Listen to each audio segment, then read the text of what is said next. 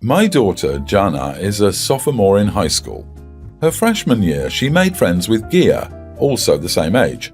Gia has always been a bit rebellious and has shown some behavioral issues that her parents have been working very hard with her to fix, including therapy as a family and separately.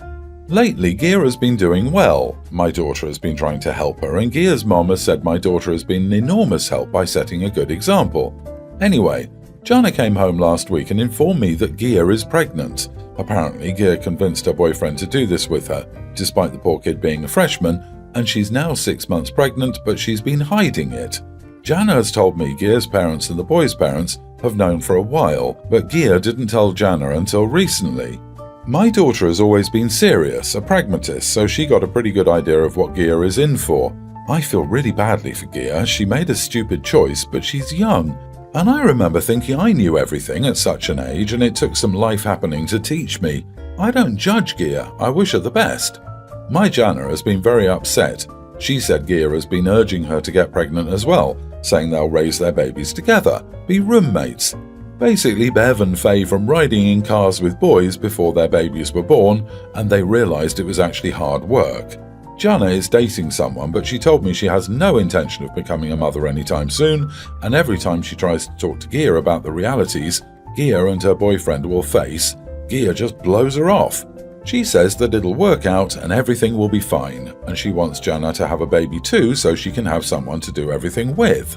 This is disturbing to me for obvious reasons, and Jana has let me read the texts and DMs between herself and Gia. Frankly, Gia's behavior is dangerous to me, and it's causing my daughter severe anxiety and guilt because she wants to be there for her friend, but she also thinks her friend has gone off the deep end. I decided this is a moment where I need to choose for her since she's having trouble, and I told her that she can no longer be friends with Gia. To be honest, Jana seemed a little relieved to finally have the "my mom said no" excuse. I guess Gia has told her parents that I'm not allowing Jana and her to be friends anymore. Her parents showed up at our house and accused us of, to list a few, judging their parenting, judging Gia, being bigots, misogyny, intolerance. It was not a pleasant conversation, and it took a great deal of work to make them leave our property. Gia's mom has been telling our mutual friends that I'm a witch and we're horrible people, and it's starting to cause fractures within long-time friendships as people take sides. Am I the idiot? Not the idiot. It sounds like you read the room well if your daughter is genuinely relieved. It's not surprising that they came round to take their grief out on you. I'm pretty sure they feel guilty for how their daughters turned out, and it's easier to be mad at you. As much as Gia needs someone to be a role model, that can't be at the expense of your daughter's mental health. Not the idiot. You are responsible for your daughter. Every decision should be based on her well-being. A pregnant young girl with behavioral issues who's trying to force your daughter to get pregnant as well? Huge no-go. You did the right thing. Keep your daughter safe. As for Gia's parents, instead of coming to your house and criticizing you, they should think long and hard about their parenting methods, seeing as how they've clearly failed. Good luck. Her mom thinks this is normal young girl's behavior, that right now Gia feels like a big girl and she's the center of attention because she's cute and pregnant and thinks that it's just an excellent time for her, and naturally she would want her best friend to experience all of this as well. Her mom's logic amazes me.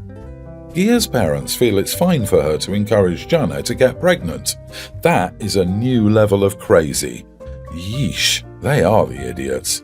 Heck no, you are not the idiot. Good for you for having your daughter's back. The problem was not the pregnancy in and of itself. The problem was Gia attempting to make her problems everyone else's problem. Clearly behavior she learned from her parents, if they would instead badmouth you than address the behavior on Gia's part that cost her a friend.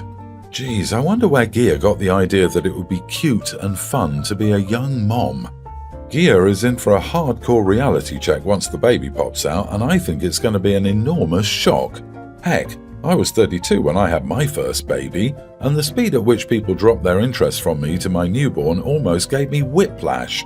Like strangers would come up to us and say, "Oh, what a precious baby," and literally say nothing to me, like I was invisible. If that shift bothered me, a grown-up woman in her 30s, I can't imagine that Gia will handle it well at all. My 27 female friend and I have a group WhatsApp. One of the friends, 21 female, had an identity crisis, which she mentioned in the chat. No one was responding to it late at night, so I did. I asked her what she needed, and she said hugs and advice. I'll admit I'm more solution-oriented than giving plain hugs, which is where I think I may be the idiot. We discussed how she considered herself demi-romantic and straight, but repressed memories had come up where she had thoughts about girls, and now she was wondering if maybe she's bi. I'll admit I didn't immediately know what demi-romantic is, apparently when you don't feel romantically attracted to people unless you know them better, and she explained it to me. I mentioned this seems pretty normal to me. I guess I am as well, I just never considered I needed a label for that. She said normal is a problematic term. The issue, however, was her newfound potential orientation, which was causing her crisis. My advice was to focus on labels that describe her personality, caring, creative, etc., and put a pin in the orientation question, i.e. to be open to not knowing the answer. She is pretty sheltered and has barely dated, so by my logic, she can't honestly know for sure. She said other people her age do, and therefore she should too. I wasn't really sure what else to say at this point, but it was awkward. Another friend then chimed in, discussing more the importance of finding labels. This friend came out some years ago as trans in a conservative environment, so I fully understand finding strength in labels in that situation. In my other friend's crisis of potentially being bi instead of straight, however, the focus on labels seemed to cause her more anxiety than strength. I said as much, and while she didn't call me an idiot directly, she definitely is acting cold. Some friends say I gave her good advice. Others said she just wanted validation and I should have stuck with that. Am I the idiot? I understand this is a complicated topic, and I honestly never thought much about labels myself, but I wonder if I was insensitive. Not the idiot. It sounds like you simply gave her another point of view about labels and how they may not be as important as they were thinking they are. While your friend may disagree with you, at least they could consider it from a different angle. I know people who take strength from the label they have assigned to themselves, and others that hate being labelled. Once your friend figures out who and what they are, if they ever do, they will see that you were reasonable. You are the idiot. I can tell you didn't mean to be, and I get the compulsion to give advice, but you waded out of your depth. Put a pin in it feels very dismissive of the whole issue she's having a crisis about. Like, if I came to you having a concern about my career options, and you basically said, oh, just don't think about it, think about something else until you get experience in the field. Basically, you should have listened and maybe said something like, wow, I've never heard of that before, I'm learning something new here. Then let her tell you what she was actually feeling before shutting her down with the other things are more important and you can't really know yet kind of talk. No one's the idiot. What you said, while maybe not the exact right words, were not totally egregious to be idiot level. It does sound like your friend may need to vent or talk through the identity issues, so maybe the idiot thing was providing a solution at all. They just wanted a friend to talk to. You just didn't use the right words, which I don't think makes you the idiot, but you still upset your friend, so sincerely apologizing might go a long way to mend bridges. It's so weird. When I was young, everyone was like, don't label me, I am who I am, and that's just me. Nowadays, everyone is desperate for a label. I don't want to sleep with someone until I get to know them better isn't an identity that requires a name, for goodness sake. My late ex-husband and I had 3 kids together. We divorced because he had mental health issues that he refused to seek help for. He remarried a woman almost immediately after, and they divorced as well after they had 2 young kids together. 2 divorces in 5 years prompted him to finally get help, and he became a much better person. We re-established a close friendship. When he got sick, could no longer work, and his medical bills were bankrupting him, I offered for him to live with our kids and me. When he passed, I established social security for my kids and moved on with my life, and I assumed that she did the same. The kids are now all over 18. 3 years ago, I got a court summons. His other 2 kids decided that their father had remarried me and I stole all his money for myself and my kids. I was basically just the devil and they were going to get what they were owed. This was completely wrong. I never remarried my ex. While we lived together as a family for almost 6 years, it was not even a little romantic, and it would have been stupid to remarry him. His medical bills were insane. There was no money for any of the kids because he had no money. I was fine to have his kids come over, usually 50-50 aside from years 2 and 6, but I never pretended to be a parent. There's some money now because I was able to establish a good career, and my current husband was established when we met. I tried to talk to them, but they wouldn't listen and insisted on going before a judge. When records were pulled out during the hearing, they switched to the argument that my ex acted as a stay-at-home parent for me, which allowed me to grow my career. This didn't work and their case was dismissed. Now they are not only still low income, but they've racked up lawyers' fees. They're crying to anyone that will listen about how evil I am to bankrupt teenagers and how they're even more unable to go to college because I won't be fair. Some of our mutual relatives are now saying that I should care more about these kids because they were basically my stepkids, even if not by law, and that family isn't that black and white. Not the idiot. They tried forcefully to take money from you and wouldn't listen because of their stubbornness. Now they're bad-mouthing you for winning in court, even if they had almost no case. Just some stupid kids trying to get money without working, and now they're facing the financial consequences of their decisions. Plus, if you were never anything close to a parent to them, why would you care? Not the idiot. You aren't refusing to give them money. There is no money to give them. I'm assuming he had a will and whatever was to be distributed from that was.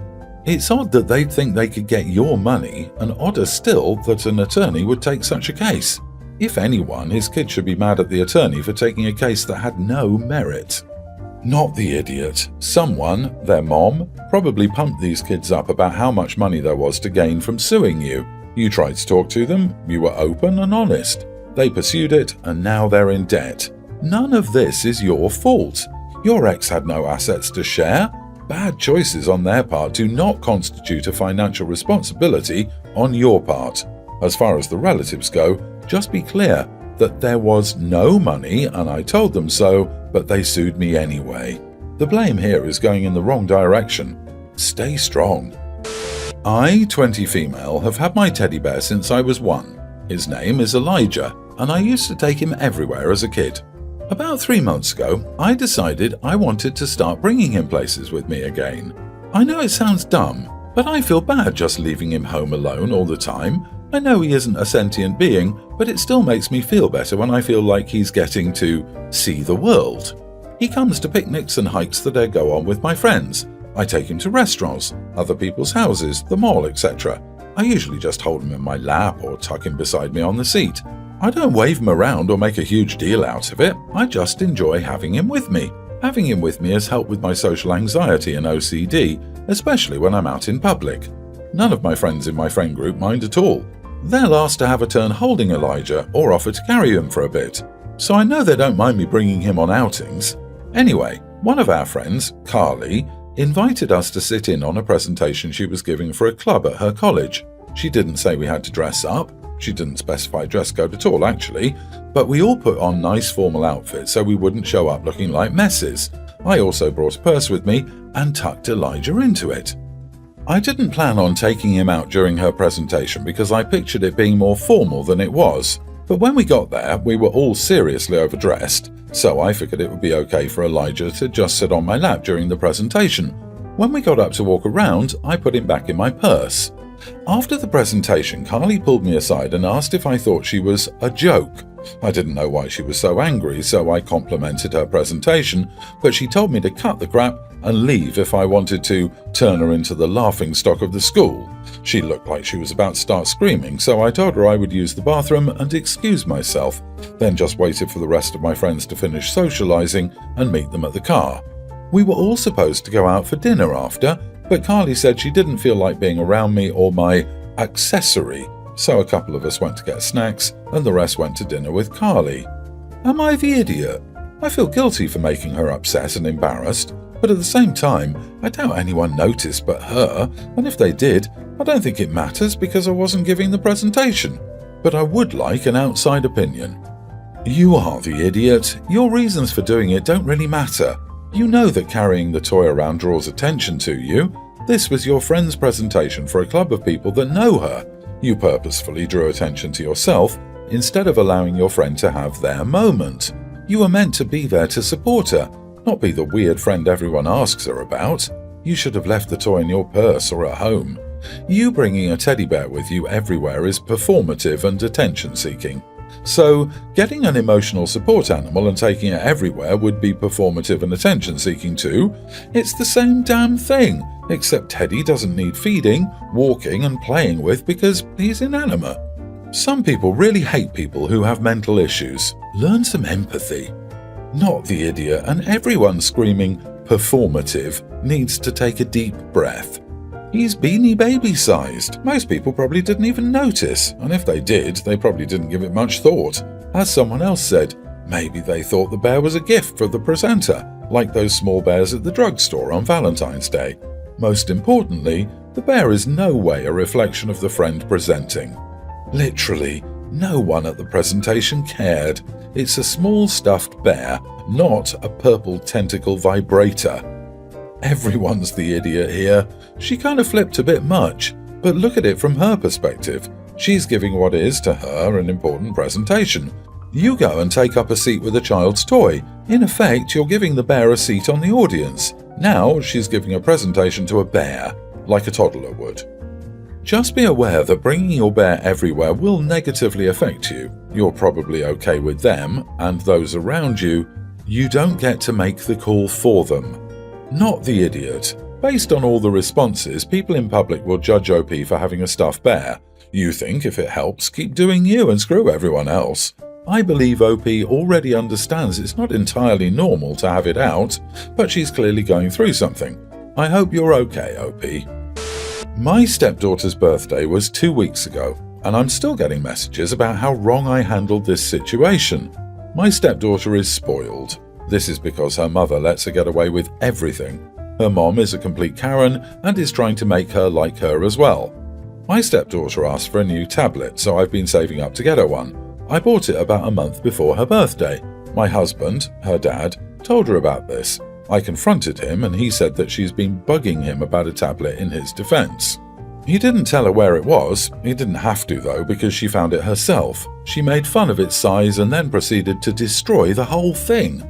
I asked why she would do that, and she said her mom told her to do it, but that's blatantly a lie. She broke it to make it look like an accident so I could buy her a bigger one. I refused to get her another birthday gift. On the day of her birthday, my husband asked where my gift was, and I told him I said I wasn't going to get another one. He said that was selfish. I said it was also selfish to destroy something that effort was put into. Now everyone in my stepdaughter's family is saying I'm a major idiot. Was I really being an idiot in this situation? Wait, let me get this straight. You bought your stepdaughter a gift she'd been asking for. She found it beforehand, regardless of if she was told or not, and purposefully broke it. They demanded you get her another one since it was now broken. What? So not the idiot. You are not the idiot. You got an expensive gift for your stepdaughter.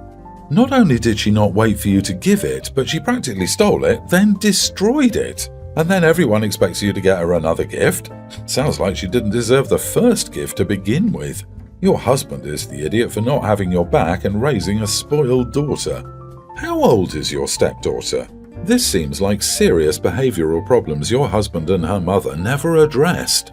I wouldn't buy her a thing ever again until she learns how to treat you and the things you give her with any sort of respect. Not the idiot. You should have gift-wrapped the broken tablet. The bigger issue here is your husband enables this behavior. It sounds like he's convinced you that his ex is to blame when he's also, or completely, the problem. That's a huge red flag and suggests you two need to have a serious talk about the expectations you have about your relationship and parenting. What he's doing is tantamount to child mistreatment because he's creating someone who won't be able to function in society. Might as well get her a prison jumpsuit so she gets used to wearing it. I'm not sure if the husband is really that bad or if he's trying to keep the peace. Either way, he was in the wrong in this situation. Personally, I'd go long no contact with the family, and if the husband isn't willing to do that, then we have an interesting situation. This would be a deal breaker if I was in this situation.